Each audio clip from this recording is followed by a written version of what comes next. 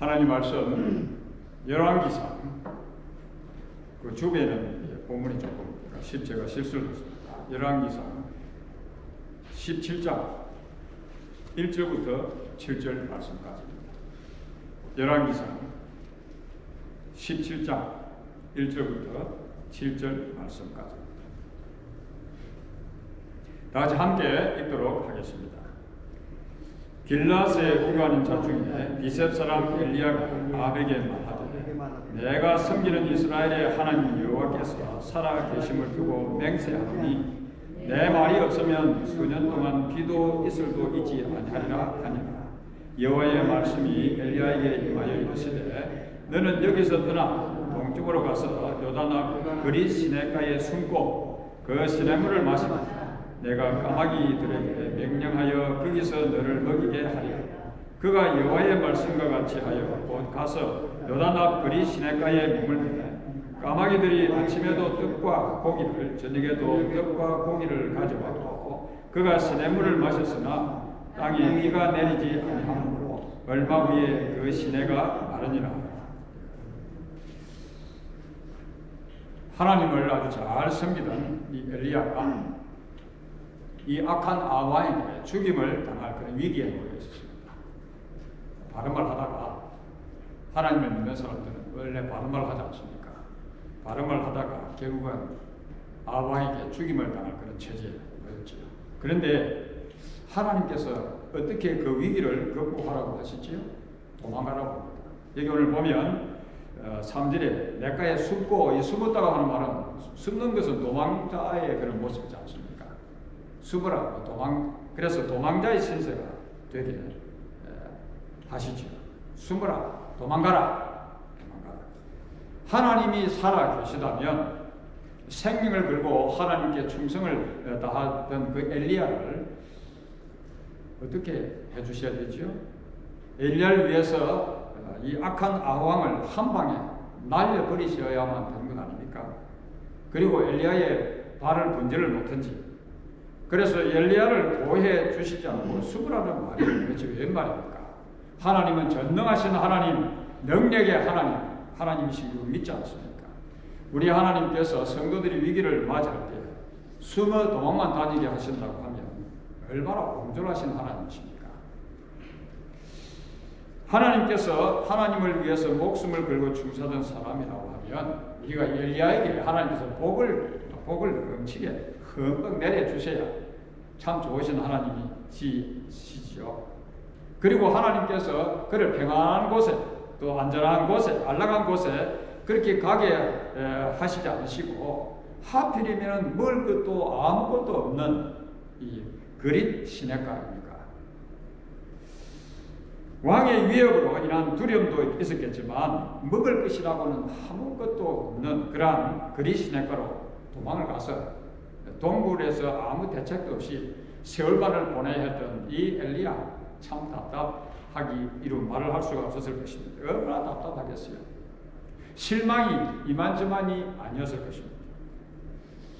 내가 믿는 하나님은 한 방에 아합 왕을 그냥 녹단을 시킬 수 있는 그런 전능하신 분이 틀림없이 맞으신데 왜 하나님께서 나를 보호하시고 지켜주시지 않으시고 왜 도망을 가라고 하시는가? 그 비참한 곳에 가서 먹을 것도 없는 그곳에 왜 나를 그렇게 가서 도망가서 숨으라고 하시는가? 여러분 우리 하나님은 참 선한 목자가 되셔서 하나님의 백성들을 푸른 초장으로 쉴만한 물가로 인도하시는 하나님을 믿습니다. 그리고 하나님께서는 하나님을 사랑하는 자 그 뜻대로 부르심을 입은 자들에게 모든 것을 합력하여 좋게 해주시는 하나님, 선을 이루어주시는 하나님을 믿지 않습니까? 근데 오늘 엘리야가 처한 이 환경이 정말 푸른 초장이며 쉴만한 물가입니까? 그렇게 하나님을 생명을 걸고 섬겼던 주님의 종인데 그리고 지금 엘리야가 지금 처한 것이 참 좋은 곳입니까? 좋은 곳입니까? 참 이해할 수 없는 하나님 우리가 살다 보면요 우리가 믿는 하나님 참 이해하기 힘들 때가 참 많이 있지 않습니까? 어떤 면에서 지금 엘리야는 하나님을 잘 섬기고 살았는데 지금 아주 절망적인 그런 상황에 그런 노인 그런 형편이 되고 한 것입니다. 왜 하나님께서 왜 하나님께서 그렇게 엘리야를 몰아붙이셨을까요? 하나님께서 왜 믿음의 사람들을, 하나님의 백성들을 아주 그 승리자로 세우지 않으시고 패배자처럼, 그리고 이 도망자로 그렇게 보내시는 것입니까? 아주 패배한 인생처럼, 그렇게 불행한 환경으로 하나님께서 왜 그렇게 인도하시는 것입니까? 왜 그렇게 인도하실까요? 전적 하나님을 의지하도록 하기 위해서입니다. 지금 엘리야는 지금 우리가 보면 3개월 후, 뒷부분에 보면 나오는 말씀을 드립니다만, 엘리야는 지금 3개월 후가 되어지면 850명의 우상 숭배하는 이 바알을 숭배하는, 아세라 바알을 숭배하는 이러한 이 선지자들, 우상 숭배하는 그런 850명의 선지자들과 1대 850 엄청난 싸움을 해야 되는 한판 전쟁을 앞두고 있었던 그런 상황이었습니다. 하나님께서 너무 이 엘리야의 상황을 잘 아시는 분이시죠. 살아계신 하나님을 이제 증거해야 되는 1대 80명이 이렇게 싸워야 되는 엄청난 영적인 전쟁이죠. 하나님이 참 신이신지 바알이 참 신인지를 증명해야 하는 이 중대한 전쟁을 앞에 두고 하나님의 마음은 지금 엘리야가 도망자로 그리시네가에 그렇게 가게 하신 것은 전적 하나님만을 네가 의지해야 그 전쟁을 이기든지 하지. 그리하지 않고는 안 된다. 그래서 지금 하나님께서는 도망자가 되게 하셔서 그곳에서 전적 하나님만을 이 엘리야가 의지하게 하시는 것이지요. 엘리야가 지금 먹을 것이 전혀 없는 그곳이지요. 먹을 것을 구할 수도 없고요. 또 먹을 것을 구하러 나갔다가 발각이 되면 어떻게 되지요? 아벡에 단숨에 목이 날아가는 그런 상황입니다. 죽임을 당하는 그런 상황인데, 지금 엘리야가 지금 절망적인 그런 환경에 지금 처해 있게 된 것이죠. 그리고 17절에 이제 7절을 보아서 가물어 가지고 그 지역이 물도 한 모금 마시기가 힘든 그런 상황에까지 지금 처한 것이죠.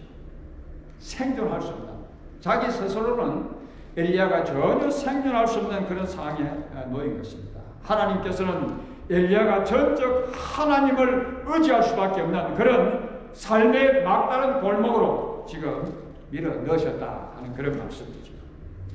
엘리야는 믿음으로 살아계신 하나님을 전적 의지해야만 했던 것입니다. 그곳에서 무엇을 하겠어요? 뭘 믿고 생존하겠어요? 하나님께서는 하나님을 전적 의지하는 엘리야에게 아주 세심한 배려를 해주시는 내용이 오늘 본문의 말씀인데, 음식을 이 까마귀들이 날라주는, 까마귀들을 통해서 음식을 제공해주는 이러한 놀라운 일을 이제 엘리야가 경험하게 되었습니다. 하나님을 전적 의지하는가? 그곳에서 자기 힘을 의지하겠어요? 자기 재주를 의지하겠어요? 무엇을 의지하겠어요? 하나님을 전적 하니까 하나님께서 이렇게 먹을 것을 공급해 주십니다. 여기서 이 고기는 일반적인 그런 고기보다도 이 고기 중에서도 가장 아주 좋은 그런 근육 부위를 말한다고 그렇게 이야기를 하죠. 그리고 떡은 아이에게 먹을 것을 주다, 젖을 주다 하는 그런 말에서 나온 말인데, 그 말은 무슨 말씀입니까? 아이들에게 주는 음식은 아주 그 고급 음식, 영양가가 좋은 그런 음식들이죠. 하나님께서 이렇게 음식을 구할 수 있는 그런 환경에 있는 이 엘리야에게, 하나님을 전적 의지하는 엘리야에게 하나님께서 이런 것으로 필요를 채워 주신다는 그런 말씀입니다. 우리가 잘 아는 헬렌 켈러, 너무 잘 아는 그런 분이시죠. 태어난 지 19개월에 열병으로 이 시각장애인이 되었죠. 그리고 청각장애인이 되어지고 또 말을 하지 못하는 그런 장애인이 되어졌다. 그래서 7년 동안 이 설리반이라고 하는 헬렌 켈러의 이 선생이 계속 수고를 한 노력한 결과 7년 만에 월이라고 물이라고 하는 이 말을 처음으로 이렇게 할 수 있었다. 참 장애인 중에 삼중고의 장애를 겪었던 이 헬렌 켈러, 참 힘든 그런 인생의 어떤 막바지에 이른 막다른 골목을 골목과 같은 그랬던 그의 삶이었죠. 그런데 그는 전적 이런 가운데서도 하나님을 의지하며 살았던 그런 사람이었습니다. 그랬던 그가 불굴의 참 투지로 하버드 유니버시티의 레드클레 칼리지를 우수하게 졸업을 하고 그 시대에 전 세계를 깜짝 놀라게 했지 않습니까? 그는 그리스어, 라틴어, 그리고 독일어, 프랑스를 아주 완벽하게 구사했던 또 그런 분이시기도 했습니다. 그가 이런 고백을 했죠. 하나님께서는 그 한 세대에 참 이 장애인들을 위해서 쓰시기 위해서 그를 사용하셨던 것 같습니다. 그런데 헬렌 켈리가 이런 고백을 했습니다. 나의 생애에 다가오는 모든 고난은 하늘이 값없이 내리는 은혜다. 다른 사람들에게 내가 가는 길이 어두울 것으로 여기겠지만 나는 내 마음속에 신비한 빛을 가지고 간다. 신앙이라는 강한 영적인 것이 내 길을 비추어 주는 것이다. 인간에게 있어서 가장 큰 불행은 보지 못하는 것이다. 하지만 더 큰 불행은 눈을 가지고도 보지 못하는 것이라. 그렇게 고백을 했습니다. 그리고 이 헬렌 켈러가 이제 마지막 죽음을 앞두고 그가 마지막 남긴 말이 나의 인생은 정말 아름다웠다.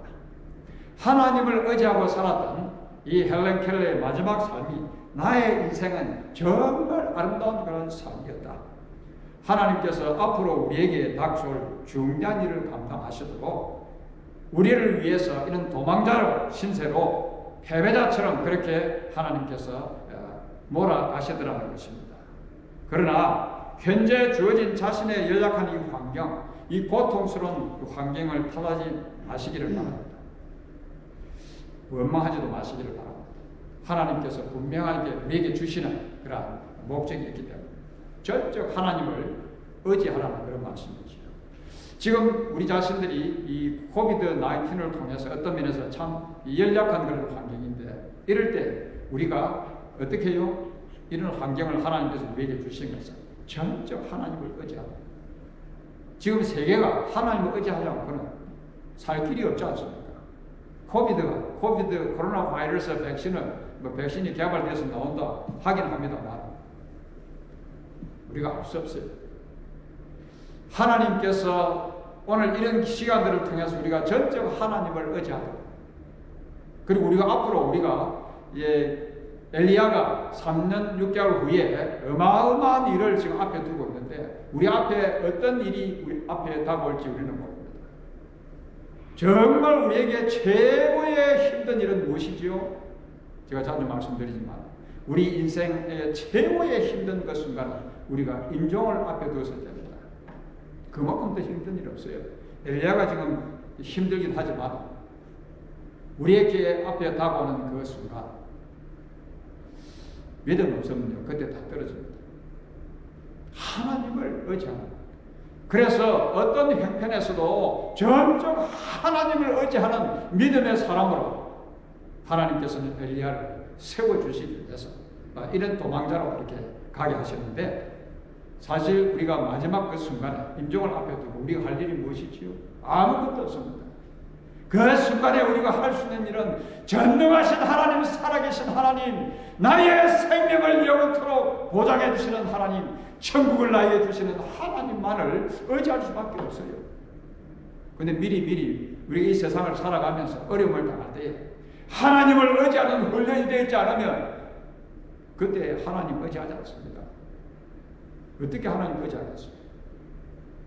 미리 우리가 이 땅을 살아가면서 하나님께서 우리에게 이런 힘든 시간들을 주시는 것은 전적 하나님을 의지하도록 하나님께서 오늘 우리를 어떻게 하시죠? 만져주시죠. 하나님께서는 절대로 엘리야를 굶주리게 하지 않으셨습니다. 하나님이 도와주시면 안 되는 것도 되는 것입니다. 하나님께서 도와주시면 불가능도 가능케 하신다는 말씀입니다. 하나님께서 도와주셔야 합니다. 우리가 전적 하나님을 의지할 때에 하나님께서 도와주시는 것이지요.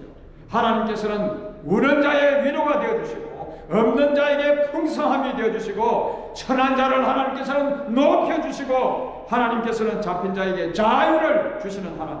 하나님은 약한 자를 강하게 해주시는 약한 자의 강함이 되어주시고 눈먼 자의 빛이 되어주셔서 가게 하시고 병든 자를 고쳐주시는 하나님.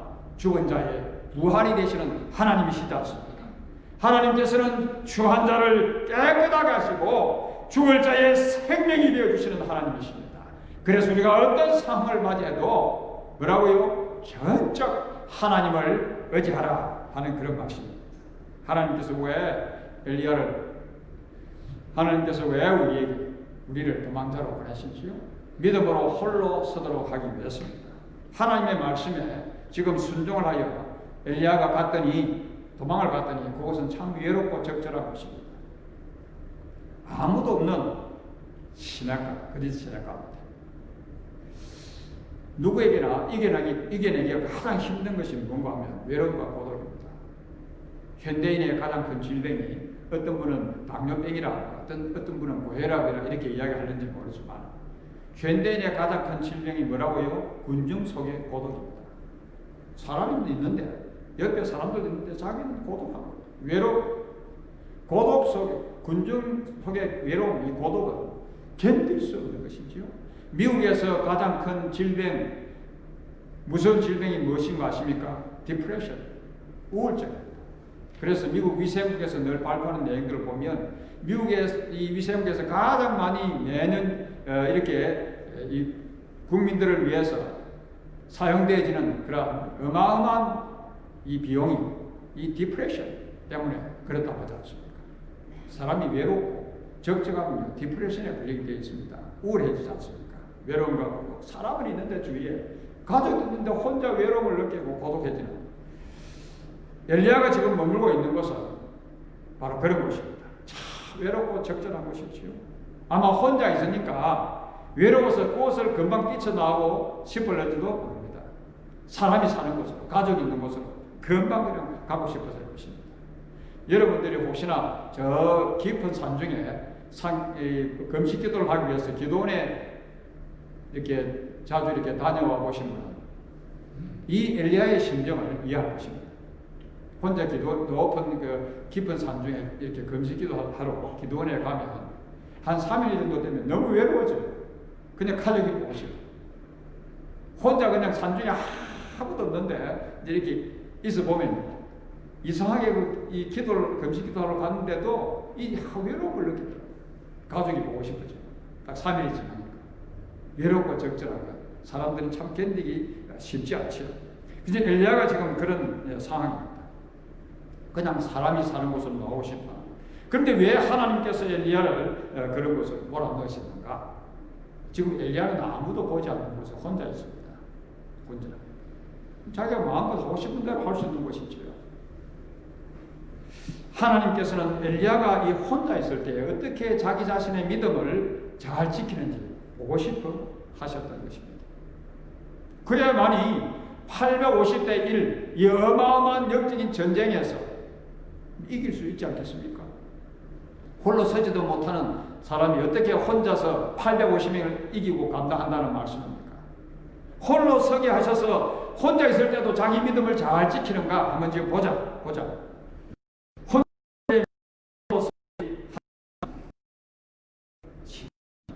참 쉽지 않지요. 혼자 있을 때 자기의 신앙을 지키는 것 정말 어렵습니다. 신앙생활, 믿음의 생활에서 가장 힘든 것.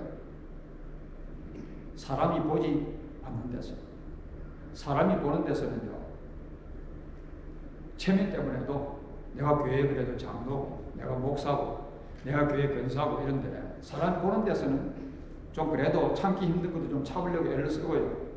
사람이 보는 데서는 그래도 좀 믿음의 생활한다는 모습을 좀 보여야 될 것 아닙니까? 그래서 사람들이 있는, 예수 믿는 사람들이 모인 곳에서는 뭐 이렇게 좀 신앙생활 하는 모습 좀 볼 수가 있지요. 좀 그래도 괜찮지요. 생활하기가, 믿음의 생활하기가. 그래서 신앙심이 있는 사람이라고 하면 언제나 사람들이 있는 가운데 사람들이 있을 때는 그냥 좀 은행을 조심하지 않습니까? 그런데 어떤 경우는 또 특별한 성격을 가지면 그래도 그냥 막무가내인 분도 있기도 합니다만 하여튼 사람들이 보지 않을 때에 불신자보다도 더 못한 행동을 하는 그런 그리스도도 있지 않습니까? 하나님의 백성들은 사람들이 보나 사람들이 보지 않으나 하나님 앞에서 믿음을 지켜가는 사람들입니다. 하나님 앞에서 성실하게 그런 사람들이 있죠. 지금 엘리야는 아무것도 보지 않는 곳에 홀로 있을 때에 그가 그의 신앙을 제대로 지켰다는 이야기입니다. 그러므로 그는 먹여주시는 하나님께서 그와 함께 하심을 그는 경험했고, 하나님의 능력을 경험했고, 하나님께서 자기에게 임재하시는 그 하나님을 그는 경험했던 것입니다. 하나님의 강한 손으로 자신을 붙들어 주시는 그 하나님을 그는 경험했죠. 어떤 가운데서도 이길 수 있는 강한 믿음의 사람이 그는 될 수가 있었다는 것입니다. 자신이 하나님의 자녀로 살아가는지, 하나님의 자녀처럼 사는 자인지 어떻게 알 수 있죠? 우리 그리스도인들 가운데서 하나님의 자녀처럼 사는 사람들이 있습니다. 하나님의 자녀처럼 사는 사람들을 예수님은 뭐라고요? 히포크리스, 위선자다. 그 사람들이 보는 가운데서는 뭐 하나님의 자녀로처럼 뭐 우리가 말도 할 수 있고 행동도 할 수 있습니다. 그러나 하나님의 자녀처럼 사는 사람은 믿음으로 홀로 서기를 잘 할 수 있는 사람입니다. 하나님의 자녀로서 살아 보든지 보지 않든지 자기가 있는 그 현장에서 하나님의 자녀로서 그렇게 뜻뜻이 살아가더라는 그런 말씀입니다. 그의 언어도 그의 행동도 그의 생각도 삶 전체가 하나님 앞에서 사는 사람입니다. 다른 사람이 보는 데서 참 잘 믿는 사람처럼 그렇게 참 행동하는 하나님 자녀처럼 사는 그런 믿음의 사람들이 되었으면 되겠죠.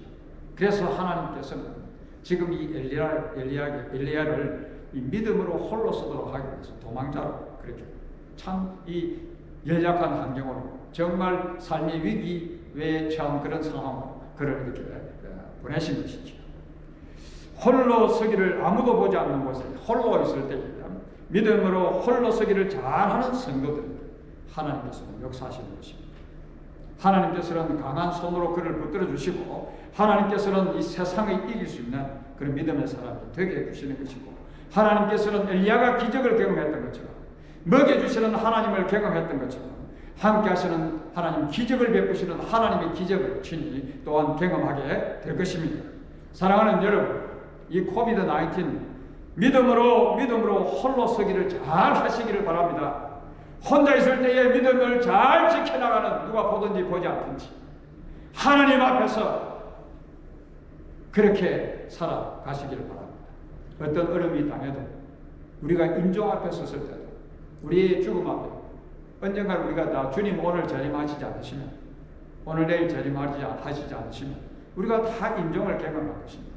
가장 힘든 삶의 임종 앞에 우리가 섰을 때에 믿음에 홀로 서기를 하지 못하는 사람 불행합니다. 그러나 믿음으로 홀로 서기를 하는 사람 그때는요 옆에 있는 와이프도 소용이 없어요. 하나님 앞에서 자기가 믿음으로 홀로 서기를 할 수 있어야지. 그래서 믿음으로 홀로 설 때 그런 자는 찬양하면서 주님께 갈 수가 있죠. 믿음으로 홀로 서 오늘 이러한 삶을 통해서 하나님께서 친히 역사하시는 그 하나님의 역사를 경험하시는 그런 삶이 되어야 할 것입니다. 왜 하나님께서 우리를 도망자로 보내셨지요? 기도의 사람이 되게 하기 위해서입니다. 야고보서에 보면 엘리야가 얼마나 기도했던 사람인지 우리는 알 수 있어요. 엘리야, 제가 비가 오지 않기를 간절히 기도하니까 3년 6개월 동안 비가 오지 않았다. 엘리야는 기도하는 사람이었죠.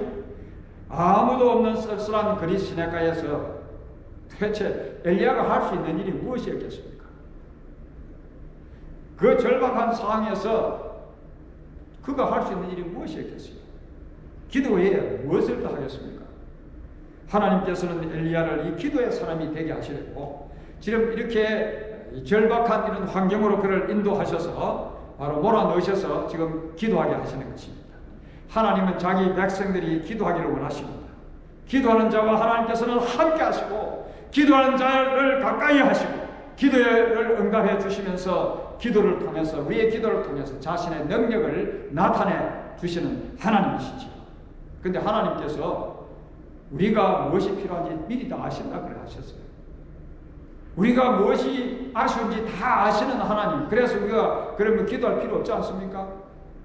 다 아시고 공급해 주시는 하나님이신데 왜 하나님께서 기도하라고 그렇게 하시지요? 하나님께서는 우리와 이렇게 교제하기를 원하시는 것입니다. 우리가 교제하기를 원하시는 것입니다. 우리가 아시고 도우시는 하나님이시지요. 그런데 왜 기도하라고 하시는가? 우리와 만나서 우리와 서로 사랑의 교제를 나누시기를 원하시는 하나님.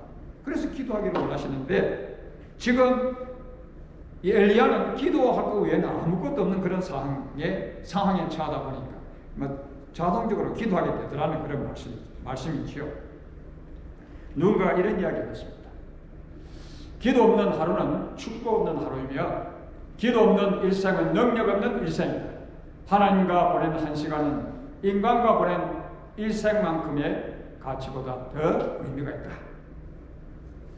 기도하라는 그런 참 좋은 그런 말씀이지요.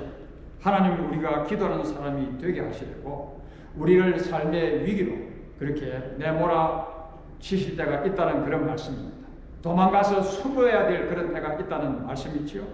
어려운 환경에 처하게 하시는 것입니다. 사면초와 초가가 되어져서 앞으로도 못 가고 뒤로도 못 가고 옆으로도 못 가고 완전히 이렇게 사면초와 같은 그런 인생의 절박한 그런 상황에 하나님께서 놓이게 하시는데 바로 우리를 기도하게 하시려고 우리의 믿음이 성장하도록 하나님께서는 늘 기도하게 하시는 것입니다. 우리를 통해서 하나님의 능력을 나타내시려고 기도하게 하시는데 이 코비드-19 이 상황을 이 형편을 통해서 일상생활이 이렇게 제대로 이루어지지 않고 얼마나 답답하고 이렇게 힘듭니까? 이럴 때 뭐 하라고요? 기도하게 하라고. 우리를 기도하는 사람으로 되게 하십니다. 우리가 잘 아는 에이브러함 링컨, 에이브러함 링컨을 잘 알죠. 에이브러함 링컨은 이런 이야기를 했습니다. 나는 어려울 때마다 무릎 꿇고 기도한다. 백악관을 기도에 하는 장소로 만들었던 대통령이었죠. 북군과 남군이 피비린 나는 전쟁이 일어나 치열한 싸움, 피비린 나는 걸 전쟁을 하고 있을 때에 참 이 에브라임 링컨을 하나님께서 그 시대에 이렇게 사용하셨는데 노예가 해방되고 남북이 하나 되는 것이 하나님께서 아주 기뻐하신 일이라고 그런 확신을 하고 이제 전 미국에 금요일 기도회를 선포했죠. 그래서 그 기도회가 유명하지 않습니까? 미국 역사에 온 국민들에게 금식하면서 기도할 것을 그렇게 호소를 했죠. 이 금식 기도회를 선포하고 국민들, 교회 그리고 가정, 일터에서 하루 종일 금식을 하면서 하나님께 자신들의 죄와 국가의 죄와 죄를 자백하고 용서를 강구하면서 피비린 나는 이 남북 전쟁이 속히 하나님의 손 안에서 선한 방법으로 잘 해결되기를 간절히 기도했던 미국의 한 역사이죠. 그가 이런 이야기를 했습니다. 에브라임 링컨이 나는 방문을 잠그고 전능하신 하나님께 무릎을 꿇고 게티스버그 전투에서 승리하게 해달라고 기도했습니다. 나는 이 전쟁이 하나님의 전쟁임을 고백했으며 우리 모두가 하나님의 뜻을 따르게 해달라고 기도했습니다. 그리고 죄 없이 죽어가는 젊은이들을 지켜주시도록 간절히 기도했습니다. 또한 어떤 상황에서도 하나님의 뜻을 끝까지 따를 것을 마음으로 굳게 약속했습니다. 링컨이 기도를 마친 후에 좀 얼마 지나서 사령관 리더라고 하는 사령관으로부터 온 메시지가 있었습니다. 모든 싸움이 이제 다 끝났다. 적은 격퇴되어지고 이제 싸움이 끝났다. 그때에 로버트 리 장군, 이 남북의 리 장군이 이제 항복을 했죠. 그리고 이제 이 나라에 노예가 해방이 되어지고 노예들에게 해방을 안겨주는 그런 놀라운 일이 있었지 않습니까? 하나님께서는 링컨이 하나님을 전적 신뢰하고 국민들과 함께 금식하고 하나님께 기도한 것을 귀하게 여기시고 그의 기도를 응답하셔서 이런 놀라운 그런 아름다운 열매를 맺게 주셨던 것입니다. 하나님께서는 기도하는 자에게 은혜를 베푸십니다. 하나님을 찾는 자, 하나님께 기도하는 자를 하나님께서는 오늘도 찾으시는 것입니다. 내가 너와 함께 사랑의 교제를 하고 싶다. 너와 함께 날마다 만나고 싶다. 이번 한 주 동안도 우리가 참 어려운 형편에 처할 때, 또 우리 인생을 살아가면서 어려운 그런 형편에 처할 때, 인생의 위기를 맞이할 때 우리가 해야 할 일은 바로 기도지요. 이제 우리가 임종을 앞두고 그런 상황이라고 생각해 봅시다. 엘리야가 삶의 위기를 맞이했던 것처럼 우리가 삶의 가장 큰 위기인 임종을 우리가 할 수 있는 일은 무엇이죠? 여러분, 기도 사람이 아니면 그때 기도하지 않습니다. 그래, 기도해야 하는 사람은 늘 그때도 기도하면서 주님 앞에 가는 것입니다. 기도. 그래서 좀 이런 어려움을 당할 때, 위기를 맞이할 때 기도는 우리의 일생을 바꾸어 놓고 바로 우리의 신앙을 성숙시키는 그런 장소가 된다는 것이죠. 그래서 우리가 어떤 어려움을 맞이할 때도 어떤 상황 가운데 처해도 우리는 승리할 수가 있는 것입니다. 마지막 순간에도 할렐루야 춤추며 우리는 찬양하며 갈 수 있다는 말씀입니다. 삶의 이런 어려움을 맞을 때마다 엘리야를 하나님께서 왜 그런 자리로 밀어붙이셨는지 우리가 다시 한번 깨달으면서 우리에게 삶의 고난이 오고 어려움이 올 때 이 말씀을 늘 기억하면서 참 이 땅에서 더 믿음에 계속 전진있는 그런 여러분들의 삶이 되시기를 바랍니다. 그리고 하시는 하나님 아버지, 우리가 삶이 고달플 때 참 많습니다. 삶이 어릴 때는 어려워서 절망하고 좌절할 때도 많이 있었는데 그럴 때마다 하나님을 원망하고 어떤 때는 하나님의 뜻을 찾지 못하고 우리 마음껏 살았을 때도 참 많이 있었음을 주님 앞에 고백합니다.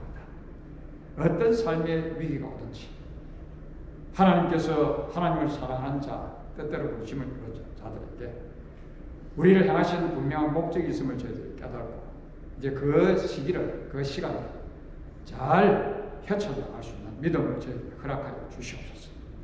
코비드-19을 통해서 힘든 이 시간, 바로 이런 때가 우리가 전적 하나님을 의지할 때인 것을 저희들이 알고 온전히 하나님을 의지하면서 이 어려운 시기를 잘 믿음으로 이겨나가게 하여 주옵시고, 하나님 아버지, 이런 때가 우리가 온전히 우리 자신들을 하나님 앞에서 믿음에 홀로 서기를 해야 될 그런 때인 것을, 바로 그것을 훈련시키시는 하나님이심을 저희들이 깨닫고 이런 때에 어디에서 무엇을 하든지 믿음으로 홀로 서는 그런 믿음의 사람들로 저희들 나아가게 하여 주시옵소서. 하나님 아버지, 이때가 바로 기도할 때임을 알고 참 열심히 기도하면서 더 우리의 믿음이 쑥쑥 성숙해가는 그러한 기회가 되게 하여 주시옵소서. 예수님의 이름으로 기도하옵나이다. 아멘.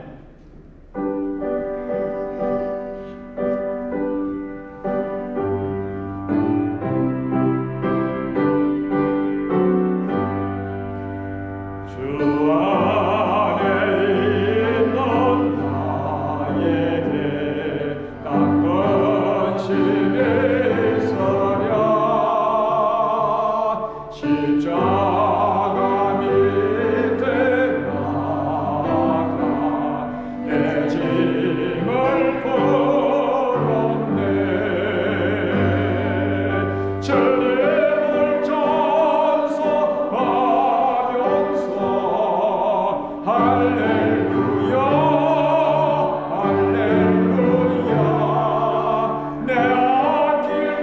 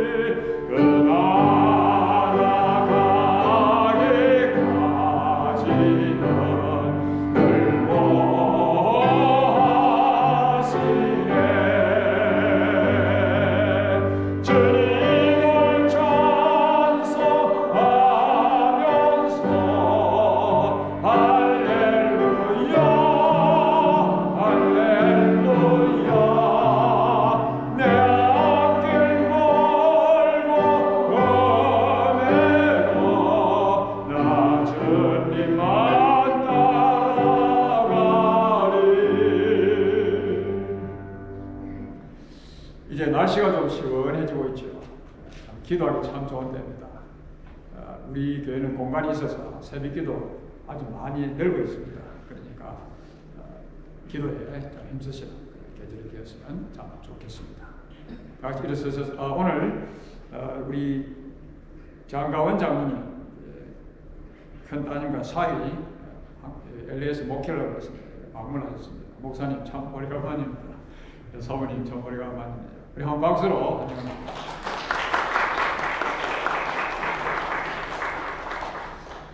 참 변지 오래됐죠. 이 점을 저희들이 친결하지 못해서 그냥 나가시면서 인사를 나눠주시면 감사하겠습니다. 네, 마지막 찬송 우리 함께 부르겠습니다.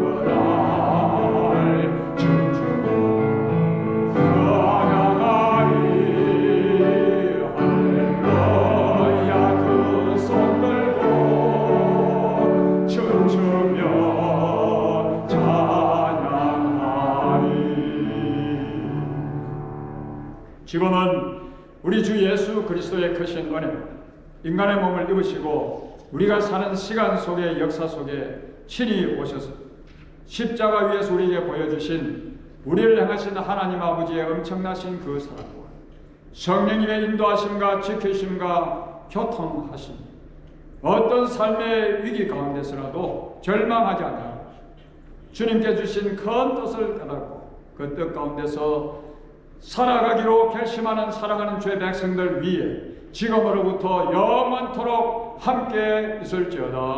아멘.